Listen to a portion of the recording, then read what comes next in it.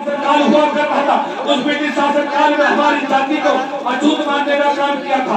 हमारी जाति को भगवान जगन्नाथपुरी के मंदिर में घुसने से मना कर दिया गया था, यह कहते हुए कि तुम अछूत हो। उस आधार पर आपकी जाति के लोगों को सन 1976 अधिनियम 1950 के अंतर्गत आपकी जाति को अनुसूचित जाति की सूची में सूचीबद्ध किया हुआ है।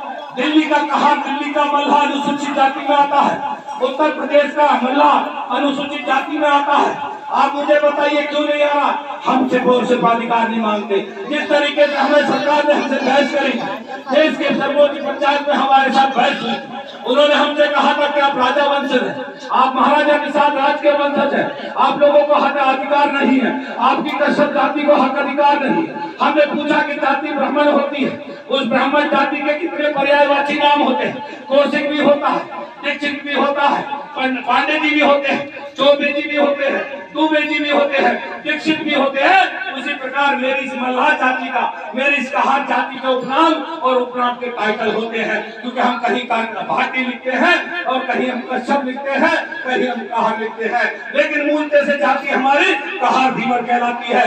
तो 1976 में अधिनियम 1976 के अंतर्गत वो जाति हमारे अनुसूचित जाति में शामिल है। उस सूची को लागू करने का काम कीजिए।